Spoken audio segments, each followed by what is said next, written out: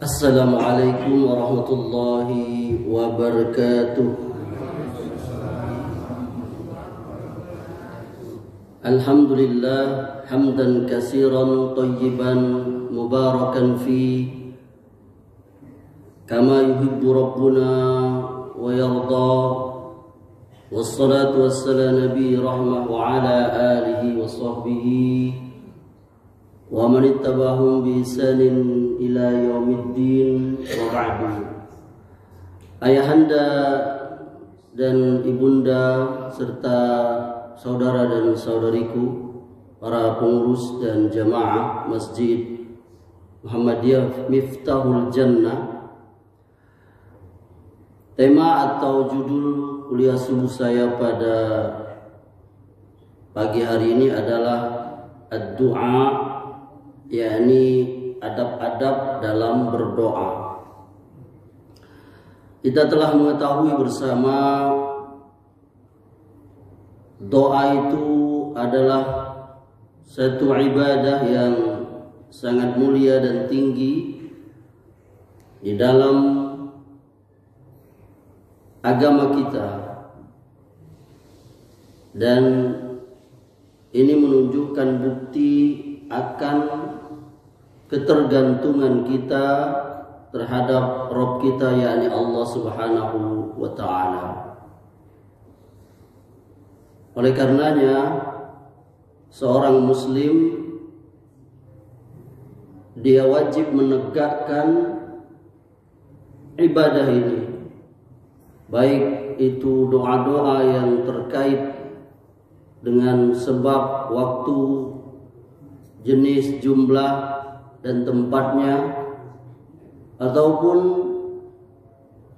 doa-doa yang bersifat umum yang bisa kita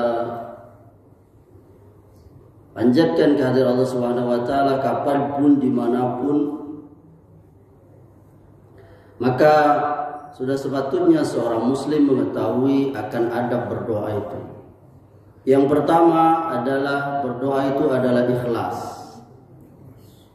Kita harus ikhlas dalam berdoa itu, yakni kita berdoa itu bukan agar dilihat oleh orang lain kita itu orang yang taat.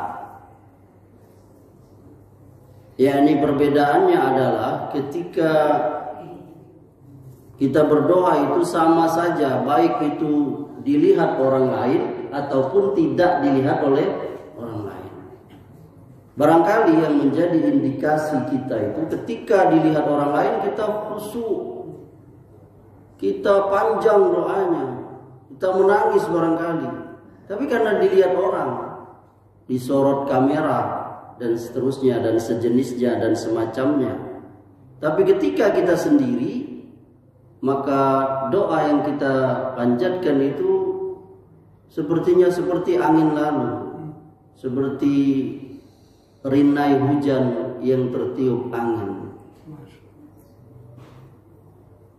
tidak memberikan bekas di dalam dada-dada dia doa yang dia panjatkan itu. Karena doa itu adalah ibadah. Kata Nabi, ad-du'a huwal ibadah. Doa itu ibadah, ayahanda. Allah mengatakannya,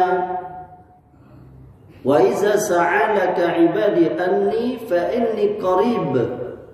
Muhammad katakan kepada mereka, kalau mereka bertanya tentang aku, katakan pada mereka, aku dekat. Ujibu da'watad da'i iza da'an. Aku mengabulkan doa mereka apabila mereka minta kepadaku. Falyastajibuli wal yu'minu bi la'allahum yarsudun. Maka hendaklah mereka beriman kepadaku dan mereka selalu berada di dalam kebenaran. Oleh karenanya para ulama mengatakan doa itu ada dua, ibunda. Yang pertama yakni doa ibadah. Yakni doa itu ibadah. Berarti sama seperti ibadah yang lain, semakin banyak kita lakukan, berarti semakin banyak ibadah yang kita kerjakan. dan semakin banyak insya Allah pahala yang kita lakukan. Betul? Betul? Berarti nggak tidur ini.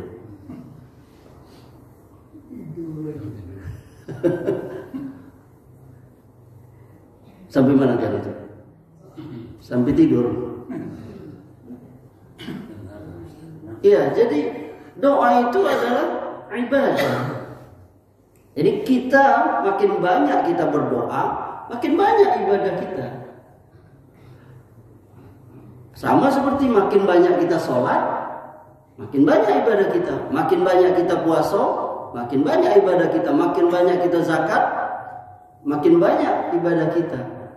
Yang kedua, doa itu ya ini karena kebutuhan kita, karena keperluan kita. Kita ada butuh, kita punya hajat, maka kita berdoa kepada Allah. Apa saja doa kita, baik itu masalah dunia, apalagi masalah akhirat. Oleh karenanya yang kedua, kita harus memperbanyak doa itu.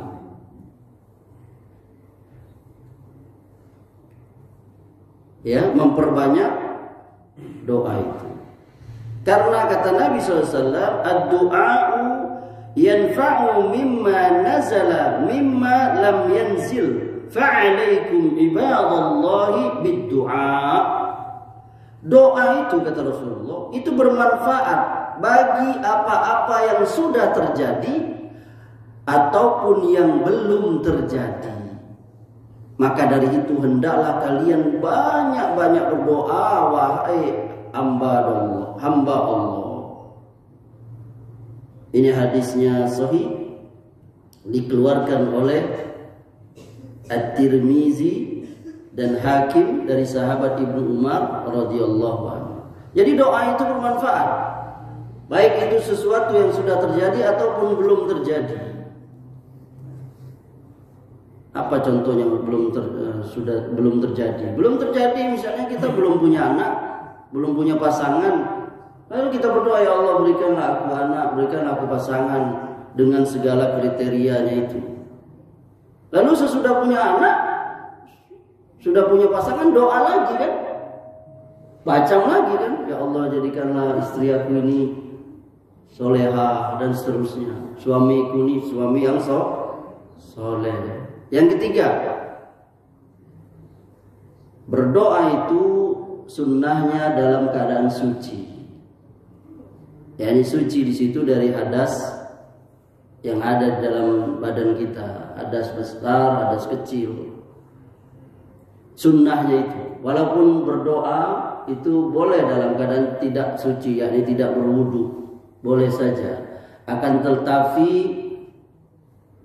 yakni afdolnya itu lebih baiknya itu yakni dalam keadaan suci. Ya, dalam keadaan suci. Karena memang ada keutamaannya.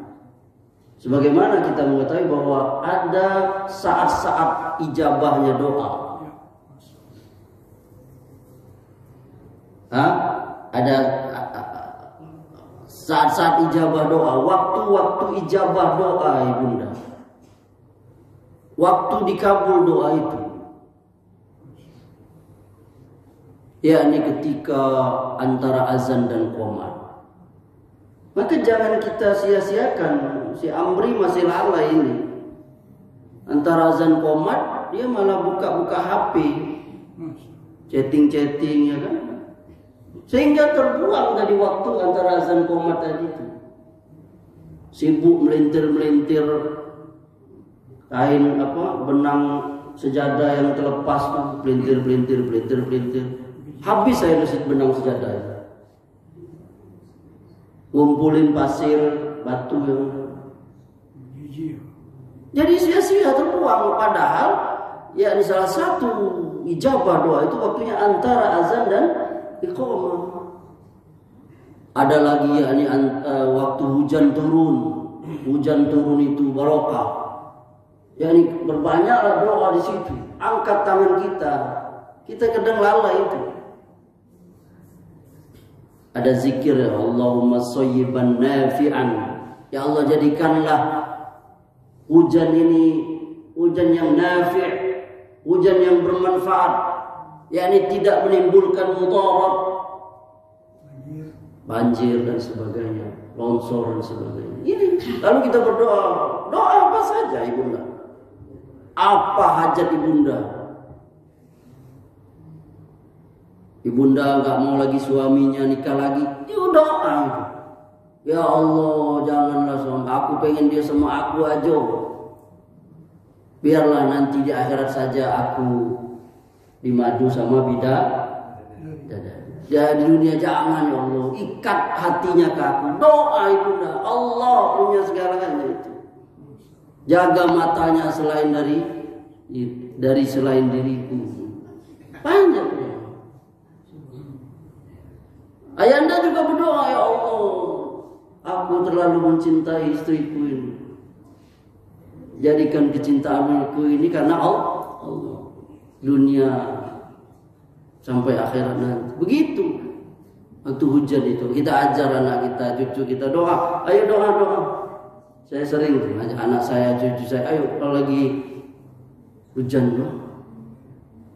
Sepertiga malam yang akhir. Saat ijabah doa.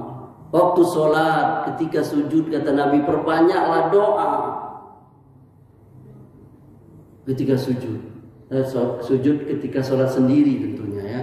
Kalau jadi imam panjang, kalau makmum tegak dia dari sujud. Lamun ya lu, sampai nengok kata. Sepertiga malamnya akhir, Allah turun ke langit dunia, mengabulkan apa yang kita minta. Lalu ada tempat-tempat yang ijabah doa itu. Multazam, yakni dinding antara Hajar Aswad dengan pintu Ka'bah. Berlomba orang situ berdoa, nempel badan. Ya Rabb, ampuni aku, ampuni aku. Makom Ibrahim, Hijir Ismail, dan yang lebih ini di Madinah, Raudhah, antara mimbar Nabi dan yakni tempat Nabi yang karpet hijau itu. Raudhah, berdoa situ, jangan lalai, jangan selfie, hilang jadi. Ya bolehlah sedikit sekali aja, jangan 20 menit. Selfie itu, keburu diusir oleh askar, sudah. Sayang kebuang, mental. Oh, sayang tempat yang ijabah. Doa orang tua kepada anaknya, doa ibunda, doa ibunda itu tanpa batas, langsung tembus ke Allah, ke aras. Doa ibunda kepada anak-anak. Doa ibunda, ya Allah, jadikan anakku anak yang soleh, anak yang taat, penghafal Quran dan seterusnya. Dari doa-doa yang baik yang ibunda panjatkan itu. Doa. Dan hati-hati, doa orang itu ada yang dikabul. Salah satu doa yang dikabul oleh Allah adalah doanya orang yang dizolimi. Lihat itu, bagaimana perampok, penodong, apalagi itu, pembegal. Dia orang lagi naik motor, disetopnya, dibacoknya, dipukulnya, dirampasnya. Ibu-ibu lagi naik motor, diambil kalungnya, ditarik tasnya, jatuh, luka. Apa akhir kehidupan perampok itu, penodong itu, pembegal itu, ibu? Habis binasa dia, ada yang dibakar orang. Saya tidak membenarkan itu, tidak.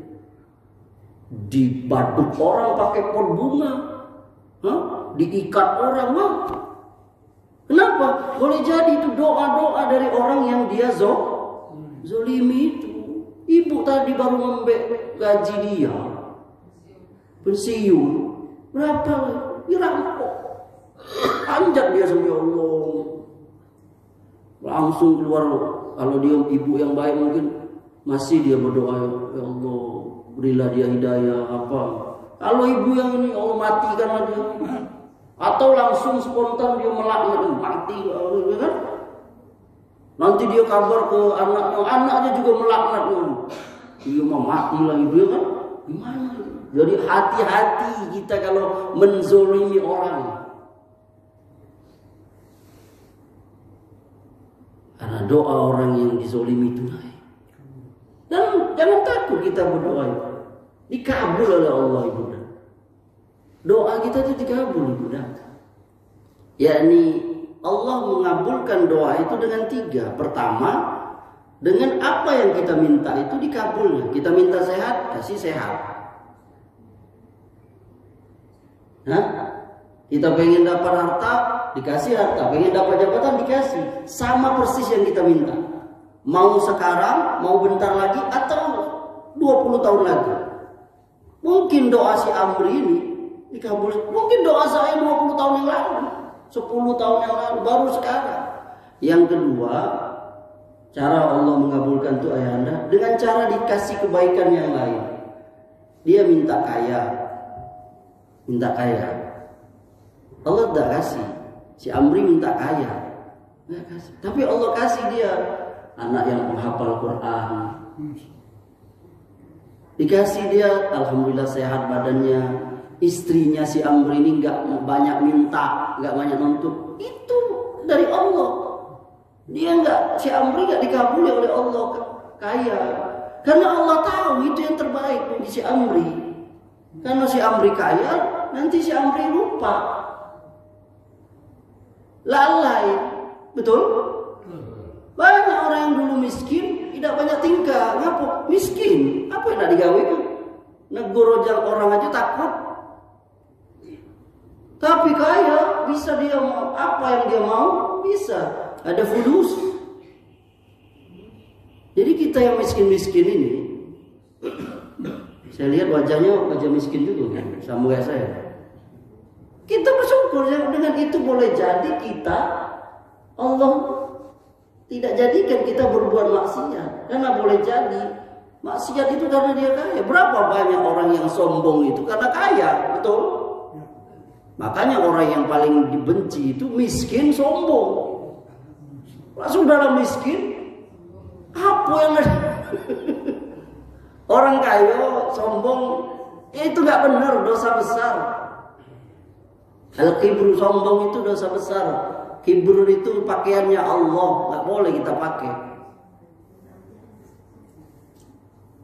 Apalagi miskin. Ya betul gitu kali ya ibunda. Kalau ibunda kaya, mungkin ibunda nggak bersyukur, sombong dengan tetangga. Kalau ngobrol dengan tetangga, sibuk nggak angkat kerah baju ini, lengan baju, nak nengoki kunyit yang melingkar di milih di pasar panorama, wah berapa itu bu? Berapa itu? Karena menunjukkan kunyit yang di melingkar di itu.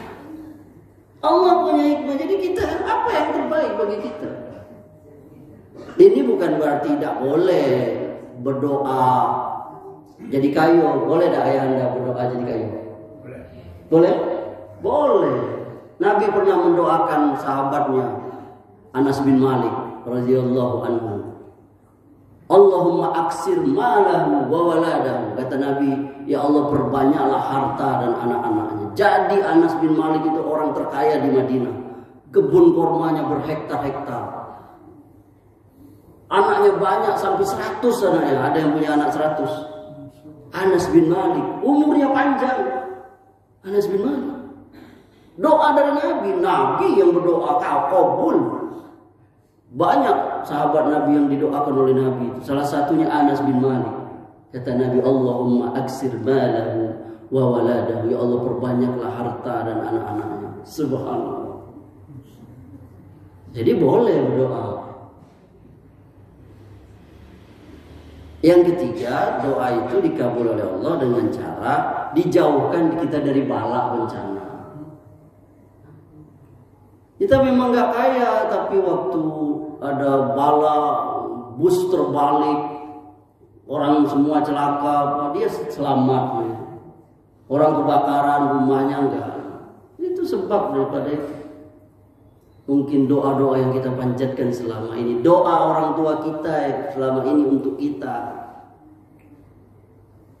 Kemudian yang keempat, berdoa itu ibunda sunnahnya itu mengangkat tangan. Lihat ibunda, apa kata Rasulullah? Iza sa'altumullaha ta'ala fas'aluhu bibutuni akuffikum wala tas'aluhu bizuhuriha. Kalau kau minta pada Allah, doa pada Allah, doalah dengan menegadahkan bagian dalam telapak tangan. Jangan kau berdoa dengan punggung telapak tangan. Ini hadisnya Abu Dawud dari Malik bin Yasar. Dan juga Rasulullah SAW kana iza da'a ja'ala batina kafi ila wajhihi. Apabila berdoa Rasulullah itu beliau mengarahkan bagian telapak tangannya itu ke wajahnya itu. Ini hadis riwayat Tirmizi dari Abu Hurairah radhiyallahu anhu. Ini cara mengangkat tangan ini, yakni ini menunjukkan hajat kita. Kita butuh, yakni menanti seperti orang minta itu, ya kan, ngulur tangan. Dan ini menunjukkan kesungguhan kita. Ibunda minta kepada ayahanda kan sungguh-sungguh, beda dengan ecak-ecak. Ya belikanlah cincin ya, cuman itu aja. Mungkin suami biasa aja, tapi kalau ibunda melewat-lewat di badannya, oh ya belikan loh ya. Boleh tak melewat-lewat ke suami? Boleh, jangan ke suami orang, suami sendiri. Boleh manja-manja, oh, diciumnya, dipeluk, belikan lulu itu di suami. Asal ada duit. Kalau tidak ada duit nak berayu cak mana, cuman udah ada duitnya. Ini salam bu, ya cuman itu suami kita. Syukuri suami kaya, syukuri suami miskin, sabar. Kita kembali ke tadi. Jadi doa itu ibunda angkat tangan itu menunjukkan kesungguhan itu ya anda. Jadi jangan doa itu nanggung, tidak sungguh-sungguh. Itu ada yang berdoa caikon. Mandi. Doa caikon. Tidak. Tadi angkat tangan itu diangkat dia kan ini. Nah, iza sa'altumullaha ta'ala fas'aluhu bibutuni akuffikum. Kalau kamu minta dengan menengadah bagian telapak tangan angkat, ngadap bukan jaiko. Mungkin boleh jadi doa kita tidak dikabul kalau kita tidak sungguh-sungguh. Ngangkat tangan aja male. Sama cak kita pegawai male-male, bos juga ya male-male. Ya angkat tangan dulu. Ya Allah, ya Rabb, ya Rabb. Nah, ikut. Hati juga khusyuk. Jangan berdoa tapi pikiran ke mana? Ke pasar minggu, ke puncak, ke BIM. Tapi hanya berdoa, ya Allah ampuni aku. Tapi pikirannya ke mall, ke pantai panjang, ke benteng Marlboro. Tidak khusyuk, benar-benar itu khusyuk. Ya jiwa, pikirannya itu menyatu dengan apa? Doanya itu. Dia berdoa Robbi firli, Robbi firli. Dia mengakui dalam hati aku ini banyak yang dosa aku. Orang aja nggak tahu dosa aku nih. Kalau orang tahu ya Allah. Andai kata dosa ini bau, mungkin aku yang paling bau pada aku. Andai kata dosa itu setiap membuat dosa ada kotel, bekotelan galau. Ya itu. Jadi memang doa itu sungguh-sungguh. Kata Nabi yang hilang itu di kaum muslimin nanti itu di akhir zaman itu khusyuk. Khusyuk itu hilang ya. Dari semua lini ibadah. Sholat itu hilang khusyuk itu. Sebagian manusia sholatnya nggak khusyuk lagi. yakni dia terganggu dengan hal-hal di luar sholat itu. Karena suara, ya kan? Karena mata melihat, Allahu Akbar. Bapak di depan nih, mereka ini gajah duduk. Allah, gajah duduk. Cuman gajah duduk lah. Lalu terpikir sirkus. Allahu Akbar. Terdengar suara TV, gol. Aduh, kalah Indonesia lawan Bahrain. Dah khusyuk sholat. Makanya salah satu sholat yang khusyuk itu sholat malam. Kenapa? Malam itu sunyi. Tidak ada suara, tenang. Mungkin hanya suara dengkuran pak suami yang mengganggu ibunda. Allah. Yang ketawa pengalaman itu. Itu jadi khusyuk itu hilang. Termasuk doa ini, yakni orang berdoa itu tidak khusyuk lagi. Yakni lalai. Apa lalai? Itu tadi. Amin. Atau Ustaz berdoa, amin. Amin. Amin. Kalau kepanjangan doa Ustaz itu ngegas mulu. Amin. Amin. Kesal panjang. Ustaz juga paham. Makmum apanya jamaahnya kesal. Jadi dia khusyuk lagi udah. Sama ucap salam. Salam sekarang itu kita nggak khusyuk lagi salam itu. Tidak sungguh-sungguh gitu salam. Salam itu doa, ibunda. Masuk salam itu doa. Apa arti salam? Assalamualaikum. Semoga keselamatan tercurah padamu. Kita kan Mekom.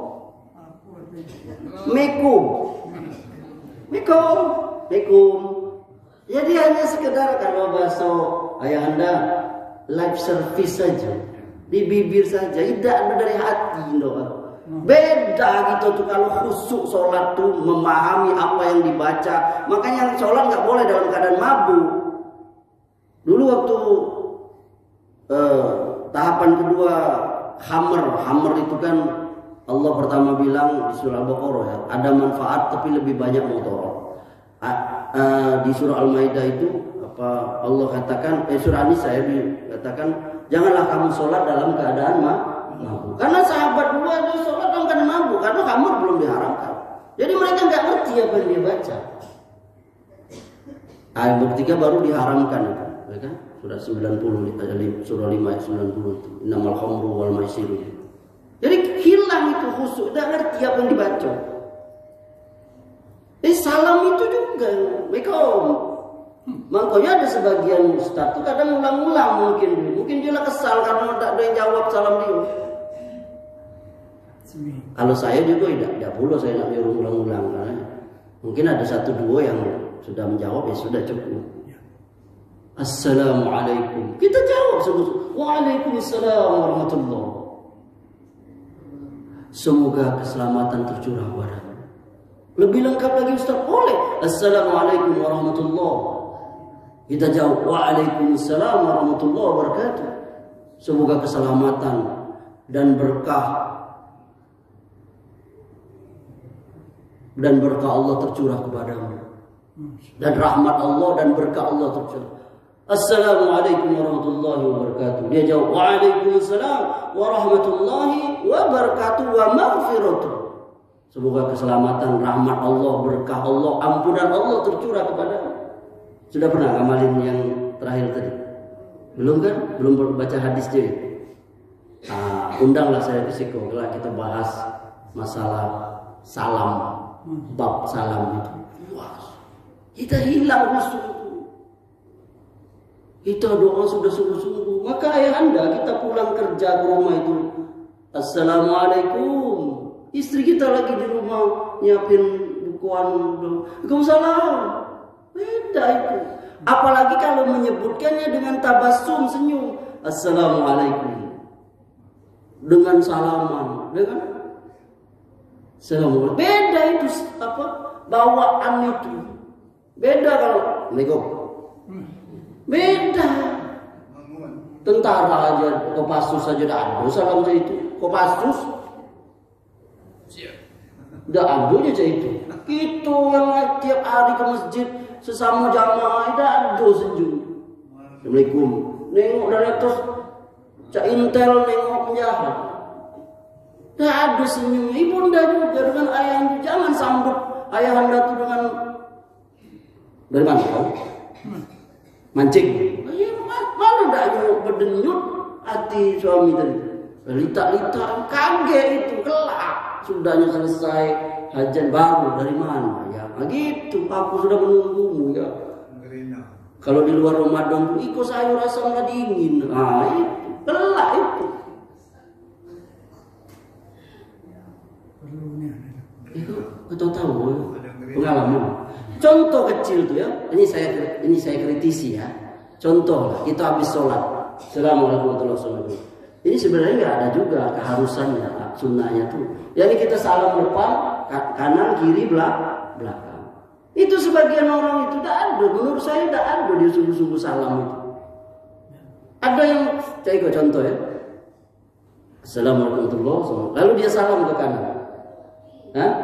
Tapi maturnya resiko. Lah tuh orang lagi zikir di depan dicewek-ceweknya. Dan salamnya tengok beda. Beda kalau dengan beda. Jadi ada kesatuan antara perbuatan itu dengan jiwa, dengan kalau istilah tukang masak tesnya itu, rasanya. Kalau ahli seni itu bilang tes. Kalau dalam bahasa Arab itu zuk itu beda ya. Kalau kita melakukan sesuatu dengan zuk itu bunda beda. Kalau kita hanya contoh kalau kita marah pakai bahasa kita, ya. Kalau kita marah pakai bahasa kita kan beda. Kalau misalnya kita marah dengan orang besar, bak kau, itu pakai bahasa kita. Bak kau itu maksud bapak. Itu marahnya. Beda kalau kita pakai bahasa apa? Bahasa Inggris. Your father. Itu kan beda. Tidak ada zuknya itu. Kita marah, mbah kau. Beda kalau kita pakai apa? Your grandfather. Beda. Tidak ada zuknya itu. Zuknya. Maka doa itu, kalau doa itu kita paham, itu lebih mengerti. Kenapa kita mungkin boleh jadi malas mengaminkan doa orang? Kadang-kadang kita nggak paham apa yang diminta. Jangan-jangan minta bini lagi. Kita ngamin, ibunda ngaminkan di belakang amin. Dikabul oleh Allah. Ini bukan berarti kita nggak boleh ngaminkan. Semua doa yang dipanjatkan itu doa baik, tapi alangkah lebih baiknya kalau kita paham, sehingga zuknya itu, tesnya itu, rasanya itu beda. Bahkan kalau doa yang sungguh-sungguhnya namanya istighosah, doa ketika dapat musibah, bala, bencana. Nabi itu kalau istighosah, misalnya kemarau panjang, beliau sholat istisqa, dia sungguh-sungguh ngangkat tangan tuh sampai terlihat ketiaknya. Ya Rob turunkan hujan, ya Rob turunkan hujan. Sampai ngangkat tangan minta nih.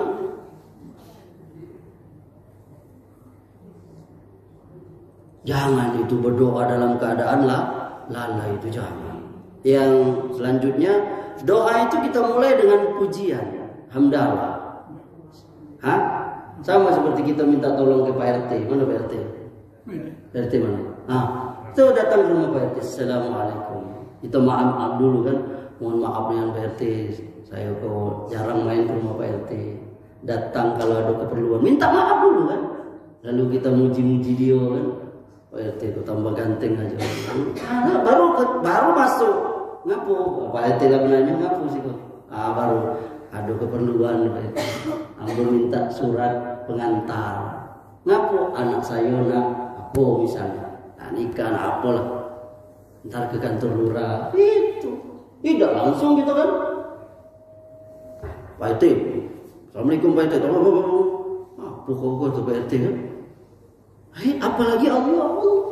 Alhamdulillahirabbil alamin. Segala puji bagi Allah. Lalu salawat. Semua doa terhalang kata Nabi. Kullu du'ain mahjubun hatta yusalliya 'ala Nabi sallallahu alaihi wasallam. Doa itu semua terhalang, tertutup sampai kamu mengucapkan sholawat kepada Nabi. Ini riwayat Dailami dari Ali bin Abi Thalib. Yang selanjutnya ke-8, mulailah doa itu ibunda untuk diri sendiri. Dari dalam Quran itu di surah Nuh itu kita berdoa misalnya Robbi firli waliwa, ya Allah ampuni aku, ampuni orang tuaku. Jadi memulai doa itu mulai dari diri kita, baru kepada orang lain dan seterusnya. Nah kemudian sungguh-sungguh ya menghadirkan hati tadi sudah kita bilang khusyuk dan yakin. Ingat tadi itu yakin doa itu dikabul. Jangan kita ragu-ragu. Apa contoh ragu-ragu Ustaz? Ragu-ragu ya Allah ampunilah aku kalau kau mau. Tidak berarti ragu-ragu. Minta ya Allah Ar-Rahman Ar-Rahim. Salah satu doa itu kan baiknya dengan menyebut Asmaul Husna. Ar-Rahman, ya Allah ya Rahman ya Allah ya Rahim, ampuni aku ya Allah, aku banyak dosa. Kita yakin Allah Ar-Rahman Ar-Rahim. Ya Razzaq, wahai yang memberi rezeki, beri aku rezeki. Kita yakin Allah itu Maha Kaya. Yakin. Ainul yakin. yakni yakin karena melihat dengan mata. Bahkan hakul yakin. Ada orang yakin itu karena cerita orang itu dia tidak pernah nengok. Macam mana bentuk Ka'bah itu?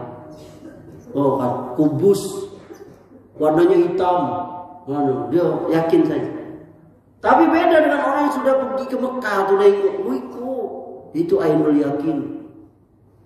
Beda lagi dengan orang yang megang wiko kiswa, wiko dinding Ka'bah. Nah, itu hakul yakin. Doa itu seperti itu. Jangan doa ibunda ragu-ragu. Dan minta doa itu minta kebaikan, harta, anak ibunda. Hati-hati ibunda manjatkan doa itu. Ya, hati-hati karena bisa jadi dikabul oleh Allah. Mungkin sudah pernah saya bahas di sini ya. Ada kenapa Abdurrahman Sudais itu jadi imam Masjidil Haram itu karena doa ibunya. Doa ibunya. Setiap Abdurrahman Sudais itu nakal waktu kecil sama anak-anak ya. Ibunya nggak pernah marah. Ibu Abdurrahman Sudais itu kalau dia marah sama Abdurrahman Sudais, didoakannya anak itu, ya Allah jadikanlah dia imam Masjidil Haram. Dia setiap marah maknya Abdurrahman Sudais. Marah dengan anak. Ibunda pernah marah sama anak? Pernah. Sama suami? Oh, sama kayak istri saya. Normal itu. Normal marah ke anak, marah suami. Yang tidak normal itu kalau tidak pernah marah. Berarti ibunda tiang listrik. Nah, tiang listrik tidak pernah marah itu. Kalau nak digebuk pakai kayu, tidak pernah marah. Ini ya Allah. Itu bahaya tuh ya. Kalau ibunda ada diam aja. Iya, diam aja. Berarti sakit perut. Sampai mana kita cerita tadi? Abdurrahman Sudais doa. Jadi kalau ibunda marah dengan anak, marah, ingat ceramah Ustaz Alhamdulillah. Ya Allah jadikanlah aku anakku ini presiden Indonesia. Gitu. Jangan doa matilah kau. Bigal itu artinya apa? Hah? Dah, kamu bodohnya anaknya. Sehari didoain bigal 3 kali. Mana dah jadi bigal? Doa orang tua hati-hati loh. Ada kisah yang menarik yang pernah Amri baca di sebuah kitab tentang akhir kehidupan seseorang itu. Yakni suatu ketika ada seorang ibu yang ada mau datang tamu ke rumahnya, itu dia siapin makanan yang banyak. Dia udah taruh hidang di meja. Anaknya ini dia ambilnya pasir dari depan rumah, ditaburnya ke makanan di meja. Anak-anak marah anak emaknya itu. Apa terucap? Ini orang Arab ya. Kalau bakso gitunya hancurlah badan kau. Kalau orang Arab marah ibu, nggak marahnya ibu orang Arabnya itu hancur. Kalau bakso orang Indonesia matilah kau. Itu deh. Waktu berlalu, sehari, seminggu, 4 bulan atau 4 tahun tidak hadir dalam ingatan saya itu. Berlalulah itu. Anaknya tadi suatu hari 4 bulan atau 4 tahun kemudian tuh main ke rumah kosong, rumah tua. Dia duduk atau tegak atau apalah di dinding rumah itu, dinding rubo itu limpo badan dia. Tuh hancur badannya. Orang ribut lalu kasih tahu emaknya. Emaknya datang situ, dia menjerit, lalu dia terpaku, dia ingat doanya berapa bulan atau berapa tahun yang lalu. Dia menangis jadi lihat penyesalan ibunda, hati-hati. Jadi kalau pelajaran yang bisa kita ambil, yakni misalnya kisah Malin Kundang. Kau ada orang awak di situ, orang awak ada situ. Mana? Kurang awak mana orang? Itu kan ada kisah yakni Malin Kundang anak durhaka. Cerita yang selama ini beredar, yakni anak durhaka. Itu iya. Kalau kita nggak berpolemik ini benar atau enggak, pastilah itu hikayat ya kan, dongeng alkisah. Tapi kita ambil pelajaran saja. Kenapa yang disalahin hanya anak saja? Kenapa enggak emaknya didoain? Kenapa seburuk-buruknya anak itu emak tuh tetaplah emak dia. Amri pernah nonton di TV tuh acara patroli atau dulu ada tuh Bang Napi gitu kan. Itu ada penjahat yang bertato badannya nakal, penjahat.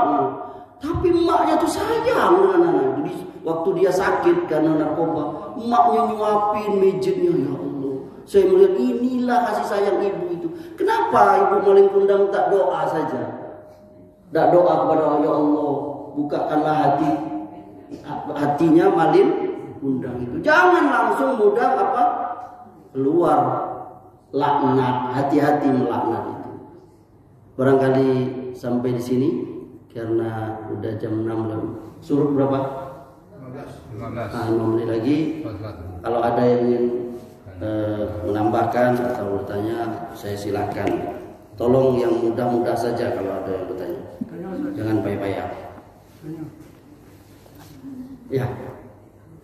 Saya pernah baca di buku yang artinya banyaklah menangis dan sedikitlah tertawa. Ada 2. Ada satu lagi, hati-hati dalam beribadah, terutama sholat. Kita terjebak pada rutinitas belaka. Gimana? Iya kan? Maksudnya bagaimana? Iya. Hati-hati banyak tertawa, banyaklah menangis. Iya. Ya.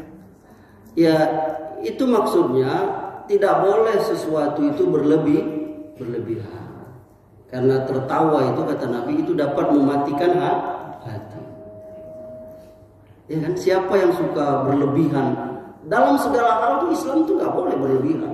Apa saja nggak boleh berlebihan. Makan berlebihan nggak boleh. Termasuk tertawa juga. Tertawa sering itu ibunda itu bisa mematikan hati. Dia itu seperti garam pada makanan. Ya ini hanya sebagai, kalaulah kebanyakan, lihat para pelawak itu, karena terlalu banyak tertawa, tertawa, dia sendiri akhirnya apa?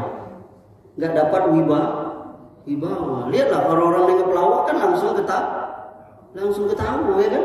Nggak ada wibawanya.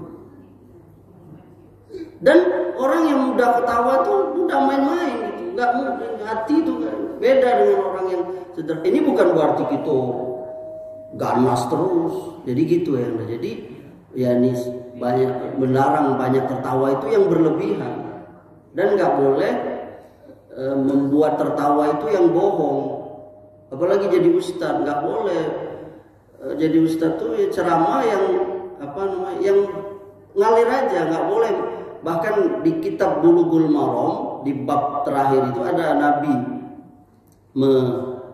bersabda itu, Wailul lahu, wailul lahu, wailul lahu. Celaka seseorang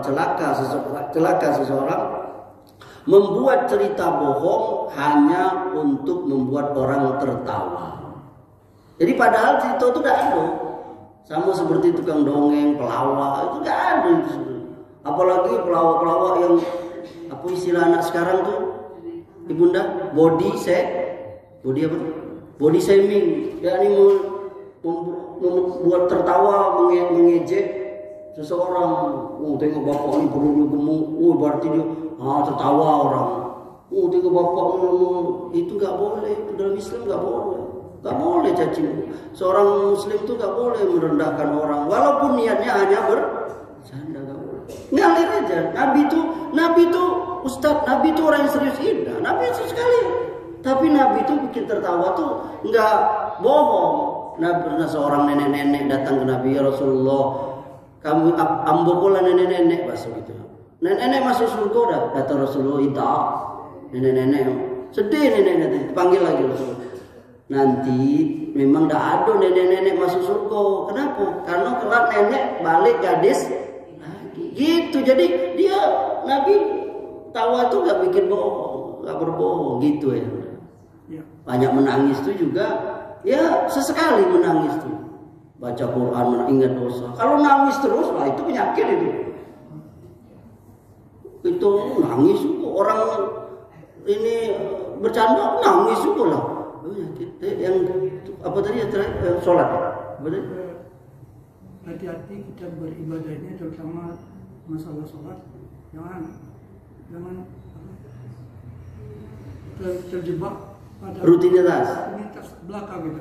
Ya itu tadi maksudnya tadi. Mungkin maksud saya belum tahu juga itu hadis atau apa. Mungkin ya itu maksudnya hati-hati sholat dan ibadah lainnya terjebak rutinitas itu maksudnya tadi itu khusyuk. Ya ini dia hanya melakukan itu hanya formalitas, rutinitas. Tidak ada khusyuk di situ. Sama seperti di sini ya, bujit lainnya. Saya bahas masalah wudhu. Kita itu kebanyakan kita wudhu itu hanya rutin saja. Tidak pernah kita khusyuk wudhu itu bahwa kita ini menjalankan perintah Allah. Ya ini di surah Al-Maidah itu, apabila kamu mau sholat basuhlah apa wajahmu, tanganmu sampai siku sapu. Ini kita melakukan perintah Allah. Baru nanti dapat itu hikmahnya menjadi gugurnya dosa-dosa karena wudhu dari mata yang melihat yang haram, telinga itu. Jadi makanya sebagian orang tuh nggak khusyuk wudhu itu karena formalitas belaka. Contohnya air sekencang-kencangnya, padahal jamaah banyak. Habis toren baru diisi oleh ngobrol hidup kencang itu. Penonton dah Persib ke Persija kemarin. Wah, hidup itu dah khusyuk. Ya walaupun sedikit airnya. Nabi itu ibunda sederhanalah berwudhu kata Nabi, walaupun kau berwudhu di pinggir sungai. Lihat, ya ini itu khusyuk. Ini menghapus gitu. Sholat juga gitu. Sebagian orang nggak khusyuk sholatnya. Ya ini dia seolah-olah olahraga saja. Paham? Kenapa? Karena tadi itu pikirannya, yakni dia sholat, tapi pikirannya ke kedai, ke mall, ke THR, ke berita di TV, ke kolak, apa namanya, buku pakai apa. Jadi nggak khusyuk. Dan ibadah yang lainnya itu. Wallahu ta'ala a'lam. Ada lagi? Ibunda? Ya silakan.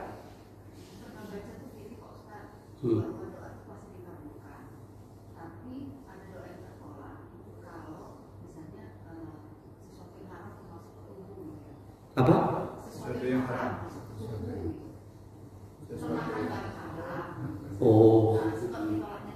Oh iya, betul.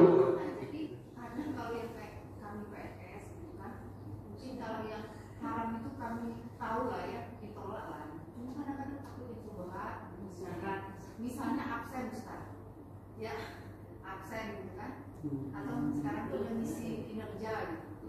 Itu kadang-kadang kita disuruh penuhi oleh kemungkinan gitu. Karena kalau nggak dipenuhi nanti tahu kemungkinan juga. Karena saya tuh ragu gitu Pak, ini bagaimana ya haknya? Nah, kadang mikir apa ini ya jadi sebab doa itu kadang juga dengan Allah. Itu gimana Ustaz? Wah, ini harusnya bab khusus ini. Panjang itu. Iya, karena ini akibat atau sebab-sebab tertolaknya doa itu. Iya. Kata Nabi, ada seseorang yang menengadahkan tangannya. Beliau melihat orang-orang berdoa, ya Rob, ya Rob. Dia benar-benar berdoa. Tapi kata Rasul, doanya nggak dikabul karena yang dia makan itu haram. Pakaian yang dia pakai haram. Betul. Jadi salah satu sebab tertolaknya doa itu karena pakaian dan konsumsi kita haram. Maka hati-hati doa orang yang makanan yang halal, pekerjaan yang halal, hati-hati. Nah, kembali ke Yunda tadi itu.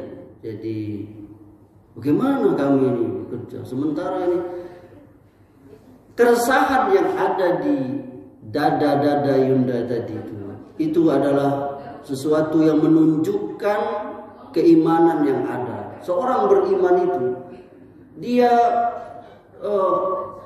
dosa itu seperti duri yang ada di kulitnya itu. Tentu seseorang kalau duri itu masuk ke kaki kita, ke pak, terasa sakit bahkan demam, ya kan? Sebelum duri itu apa? Kata para ulama, dosa itu bagi seorang mukmin seperti walaupun kecil, yakni seperti gunung yang akan menimpa dia. Tapi kalau dosa itu bagi orang kafir itu seperti lalat yang dia anggap remeh. Bersyukur Yunda, bersyukur kepada Allah Yunda diberikan pemahaman seperti itu. Adapun masalah yakni jadi PNS atau apalah, yakni pekerjaannya itu sulit sekali dia mau menolak. Jangankan yang subhat, yang haram saja kadang dia tahu tapi dia nggak berdaya. Itu kenyataan yang bisa kita lihat. Maka Yunda, nasihat saya, kalau keburukan itu sudah menutupinya, sudah 100%, nggak ada lagi celah halal keluar dari situ. Kalau memang nggak ada lagi. Tapi kalau dia hanya dari 100 itu, barangkali 0,2, ya kan? Ya kita, ya ini apa namanya? Mohon ampun kepada Allah, ya kan? Saya yakin bahwa apa yang Yunda tadi itu, sebagian, saya tidak menuduh semua, sebagian orang mar'ab, ya kan? Mar'ab atau dia surat perjalanan palsu, absen yang diisi padahal nggak datang. Ini mungkin bertingkat-tingkat lagi dia. Kenapa saya nggak berani langsung ponis? Haram pasti, tapi tingkatannya itu mungkin. Saya pernah cerita ada seorang yang orang tua yang sudah saya anggap orang tua tetangga saya, dia mantan pejabat di Bengkulu, terkenal. Dia bercerita dengan saya, bagaimana Anda? Dan saya track record beliau, saya tahu dia baik, bercerita orang. Kenapa ya ayah Nani dulu waktu jadi pejabat? Nih waktu mau lebaran katanya. Itu kan nggak boleh kita markup atau apa. Tapi ini anak buahnya apa? Minta, ya kan? Minta. Maka kami inilah katanya. Tidak saya makan sendiri gitu. Untuk ngasih ke ini. Saya katakan itu nggak benar. Apa? Nggak benar. Itu markup itu nggak boleh. Tapi mungkin dosanya tidak seperti kalau dia makan sendiri. Tadi niatnya apa? Itu tadi seperti Yunda tadi. Dia nggak bisa. Ini kemungkaran. Kata Nabi, man ra'a minkum munkaran falyughayyirhu biyadi. Kalau kau melihat kemungkaran, cegah dengan kekuatanmu, tanganmu. Fa illam yastati fa bilisani. Kalau kau nggak sanggup ngomong, ini haram, nggak boleh Pak, ini dosa, ini bohong. Tapi kalau kau sanggup juga, kau cukup dalam hati saja. Aku ini anak buah, tidak berani aku nak ngomongin. Walaupun Yunda melakukannya dalam keadaan berat hati, terpaksa atau apalah namanya. Allah zat yang maha tahu. Yang penting tidak kita membenarkannya. Paham Yunda? Jadi itu berdoa kepada Allah. Kalau memang ada jalan kita keluar dari subhat, ya Allah, aku mau pindah saja ya Allah. Ada jalan, ya kan? Aku lebih baik bekerja di instansi yang itu, gak ada subhatnya. Aku kerjanya, ya lebih baik. Iya kan? Karena subhat itu nyambar-nyambar. Kita nggak tahu nih, sama aja orang ragu, itu makanan atau kotoran. Ya kan? Kalau dipegangnya nekat, dia tahu-tahu kotoran kan. Tapi kalau dia yakin ini makanan, makanya itu tadi, bertakwalah kepada Allah semampu kita. Ittaqullaha mastata'tum, bertakwalah kepada Allah semampu. La yukallifullahu nafsan. Yang penting Yunda yakni tidak membenarkannya. Kalau memang Yunda yakin itu dosa. Apa indikasi dosa? Apa Ibunda? Indikasi dosa itu adalah kita, kata Nabi, dosa-dosa itu membuat kita gundah gulana. Salah satunya itu. Selain kalau kita lihat orang lain kita takut. Jadi indikasi dosa itu Yunda, kalau kita melakukannya hati kita gundah, gelisah, resah, TBG kalau istilah saya, takut, bingung, gelisah, itu dosa itu. Kalau Yunda masih gelisah, resah, itu bersyukur pada Allah, berarti hatinya masih normal. Tapi kalau udah ada lagi, berarti itu sudah hatinya udah membatu. Khatamallahu ala qulub. Hatinya udah keras sehingga susah menerima kebenaran. Padahal batu saja ada yang bolong karena di titik-titik air. Tapi ada hati manusia yang keras, tidak bisa menerima kebenaran. Maka berdoalah kepada Allah, ya muqallibal qulub, sabbit qalbi ala dini. Sembutkan hatiku ya Allah agar mudah menerima dan menjalankan kebenaran. Semoga bermanfaat. Cukup? Wassallallahu ala nabiyina Muhammadin wa ala alihi washabbihi wasallam. Wa akhiru da'wana alhamdulillahi rabbil alamin. Wabillahi taufiq wal hidayah. Wassalamu alaikum warahmatullahi wabarakatuh.